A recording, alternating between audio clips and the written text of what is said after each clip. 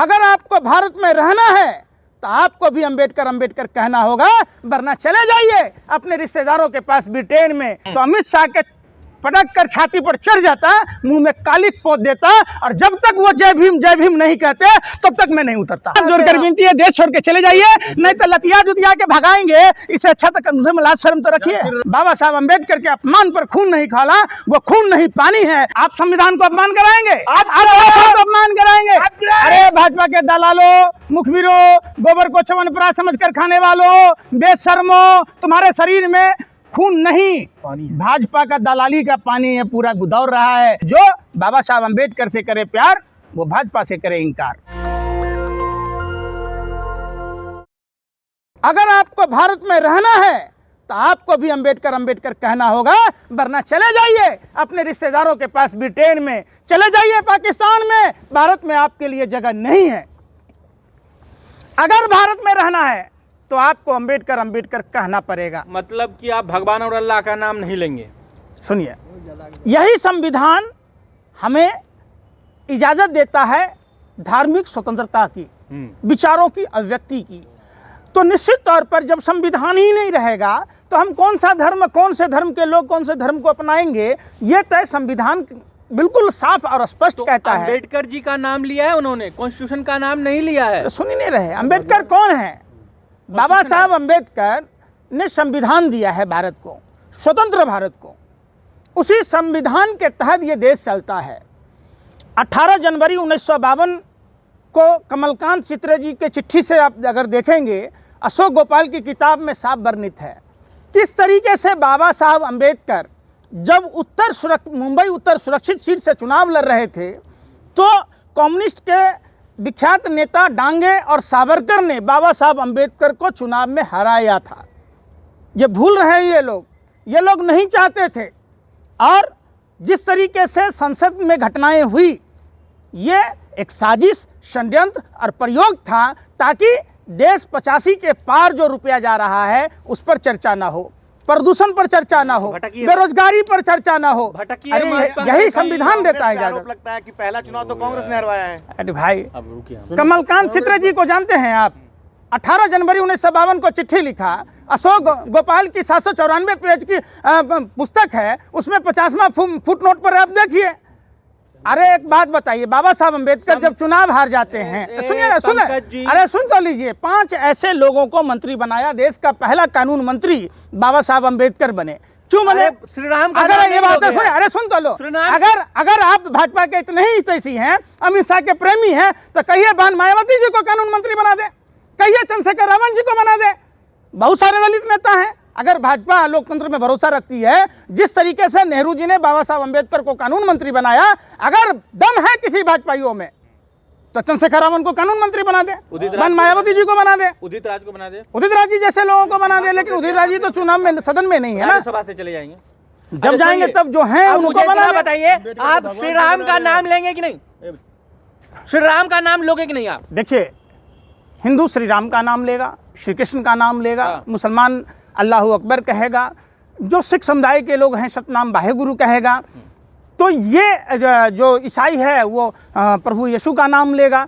यही तो संविधान ताकत देता है। लेकिन बीजेपी वाले कर हम सब ये सब नहीं बोल रहे हैं भाई, जय भीम तो सुनते ही नहीं, बोलते ना। तो जय भीम नहीं बोलिएगा तो देश में नहीं रहने देंगे। ये देश आपके बाप दादाओं का नहीं है। तो भारत में है। बिल्कुल आपका देश है। बिल्कुल हमारे बाप दादाओं ने अपनी कुर्बानी दी है। भारत में अगर रहना होगा तो जय भीम कहना होगा, बाबा साहब को पूजना होगा, भारत के संविधान पर विश्वास करना होगा। बात मत बोलिए। फिर मैं कह रहा हूँ एक बात, साफ बात, भारत में रहना है तो जय भीम कहना होगा 100%। जय श्री राम क्यों नहीं बोलना? ये देश संविधान से चलेगा। देश का संविधान, आधुनिक भारत के निर्माता, आधुनिक भारत के शिल्पकार, उन्होंने एक सूत्र में पिरोने के लिए भारत का संविधान दिया। आपने तिलक, ये तिलक ना आपके या ना भाजपा वालों के बाप की बपौती है। तिलक जिस दिन भाजपा नहीं थी उससे पहले से तिलक और चंदन लगाया जाता था। स्वर्ग नहीं जाना आपको?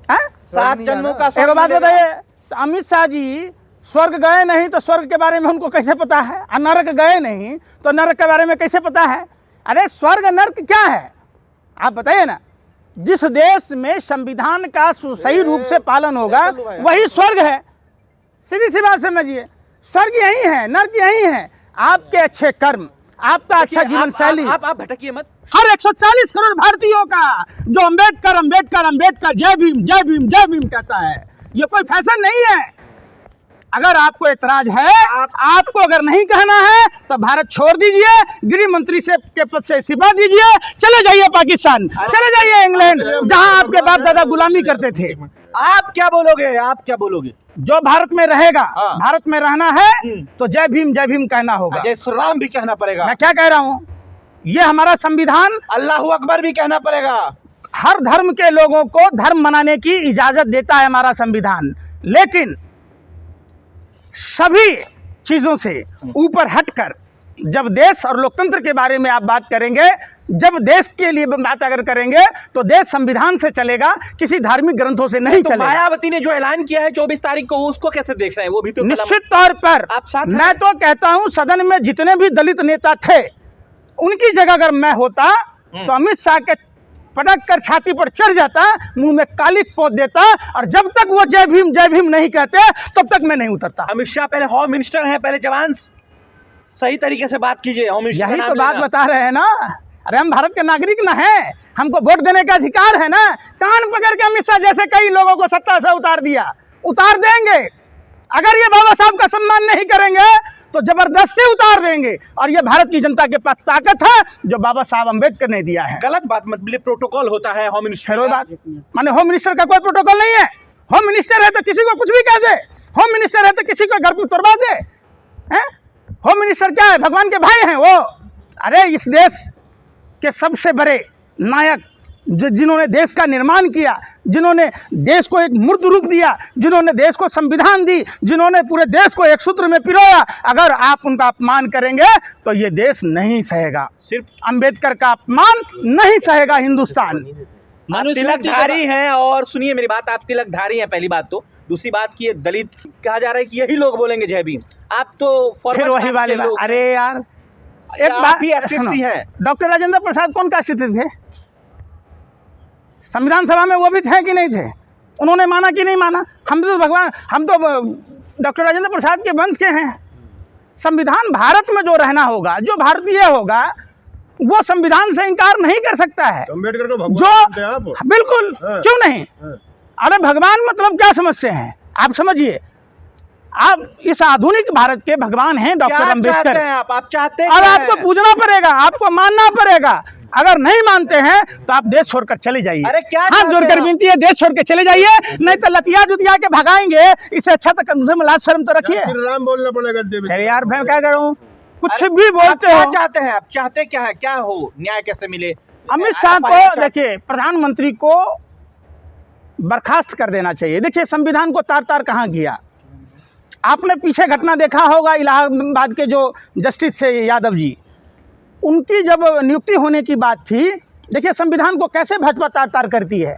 नहीं, आप चंद्रचूड़ जी सुप्रीम कोर्ट के जज थे, दीपक मिश्रा सीजीआई थे, उन्होंने साफ मना कर दिया था कि अयोग्य आदमी है। इन्होंने संविधान की अवहेलना करते हुए गोगोई ने उनको प्रस्ताव भेजा, कोलोजियम का जो जिसके उसमें चल रहा था, तो भेजा।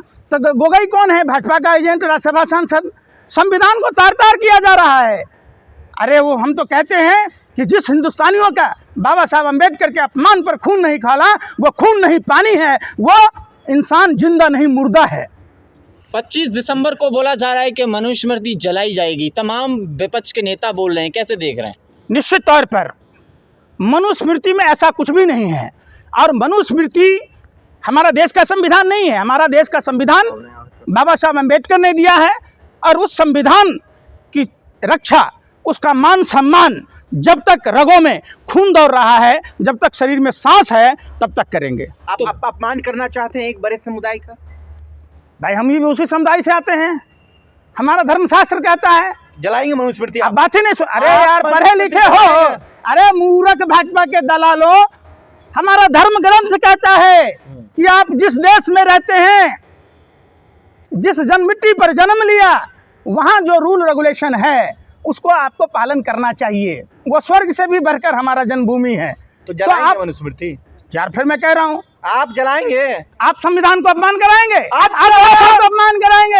अरे भाजपा के दलालों, मुखबिरों, गोबर को च्यवनप्राश समझकर खाने वालों, बेशर्मों, तुम्हारे शरीर में खून नहीं, भाजपा का दलाली का पानी है, पूरा दौड़ रहा है। जो भाजपा चंदन गाने लगाए हैं, फिर वही बात, पंचे हैं बजरंग, मैं क्या कह रहा हूँ सुन लो। लाल में, अरे यार सुन तो लो, लाल कपार लाल सब लाले हैं। यही है तुम लोगों का है, देख लीजिए, यही डीएनए खराब है इनका। टीका का नहीं। ये हाफ पैंट चड्डी वाले पत्रकारों का यही हाल है। अभी इनका एक राज्यपाल क्या बोला था, आजादी गांधी से नहीं मिली, बम गोला बारूद से मिली, हथियार से मिला। अरे भैया सच तो आ ही जाता है। आप लोग आरएसएस के व्हाट्सएप यूनिवर्सिटी से पढ़ के आए हो, आपको देश के संविधान के बारे में क्या मालूम?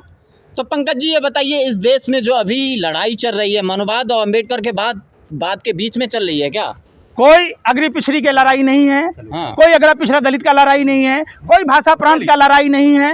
एक तरफ संविधान बचाने वालों की लड़ाई है, पक्ष है, और दूसरा संविधान को अपमान करने वाले, संविधान को बदलने वाले। जय भीम, जय श्री राम, जय हिंद, जय भारत, जय भीम, जय जय अम्बेडकर। श्री राम। भारत में रहना है तो जय भीम कहना होगा, और जो बाबा साहब अम्बेडकर से करे प्यार वो भाजपा से करे इनकार।